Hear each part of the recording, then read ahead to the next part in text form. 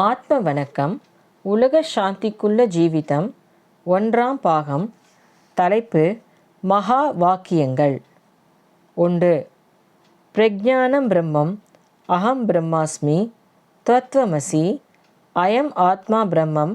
இவ்வித மகா வாக்கியங்களானவை பிரம்மத்தின் நிலைமையை அறிவதற்காக உபயோகித்தனவாகும். அதல்லாமல் இவற்றை உச்சரிப்பதற்கல்ல. உச்சரிப்பதனால் பயனும் இல்லை. 2.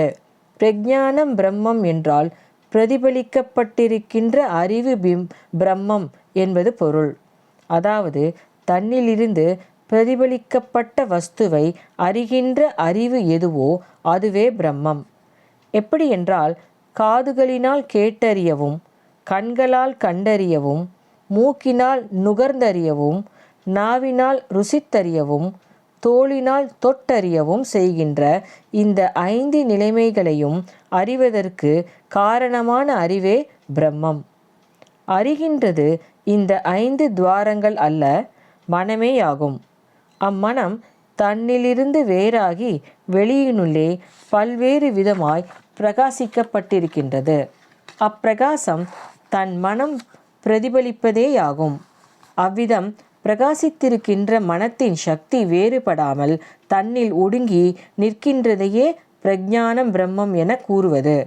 பிரகாசம் தன்னில் சலிக்காமல் வரும்போது பிரஜானம் பிரம்மம் என்ற தியானமோ தியானிப்பதற்கு வேறென்றோ இல்லை.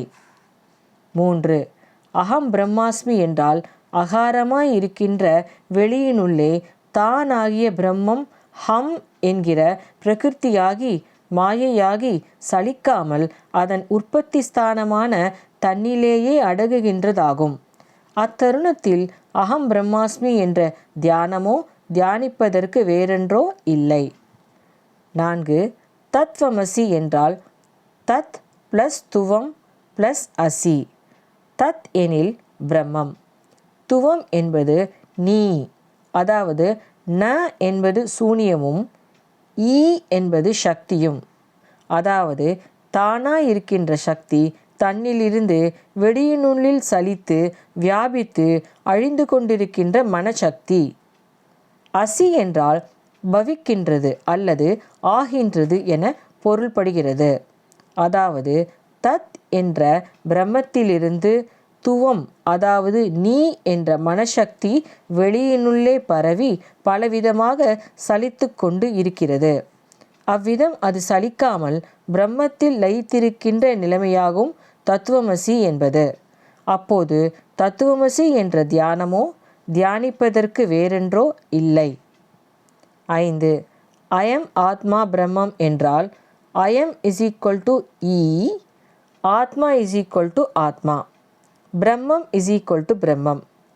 அயம் என்பது ஈ என்ற சக்தி, அது பல விதத்தில் வெளியினுள் பிரகாசித்து கொண்டிருப்பது. அப்படி வெளியினுள்ளில் பிரகாசிக்காமல் தனது உள்ளேயுள்ள ஆத்மாவிடம் பிரகாசித்து சலனமில்லாது இருக்கின்ற நிலைமையாகும் அயம் ஆத்மா பிரம்மம் என்பது. அப்போது அயம் ஆத்மா பிரம்மம் என்ற தியானமோ தியானிப்பதற்கு வேறென்றோ இல்லை. 6. பிரம்மத்தின் நிலைமையை அறிய இன்னும் 2 வாக்கியங்கள் கூட இருக்கின்றன. அவை 1. பிரம்ம ஜோதிரகம், 2. பிரம்மம் சத் ஜகத் மித்யா என்பவனாகும். 7. பிரம்ம ஜோதிரகம் என்றால் பிரம்மம் ப்ளஸ் ஜோதிஸ் ப்ளஸ் அகம், அதாவது தான் தானே பிரம்மஜோதிஸ் என்று பொருள்.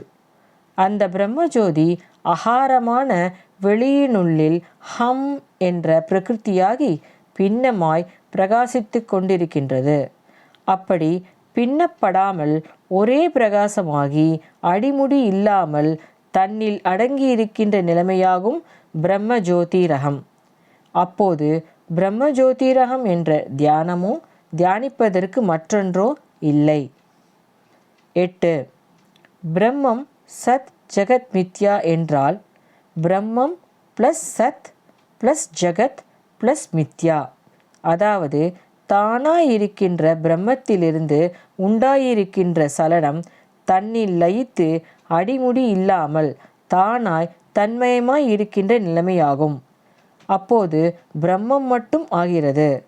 அச்சமயம் பிரம்மம் சத் ஜகத் மித்யா என்னும் தியானமோ தியானிப்பதற்கு மற்றொன்றோ இல்லை. ஆத்ம வணக்கம்.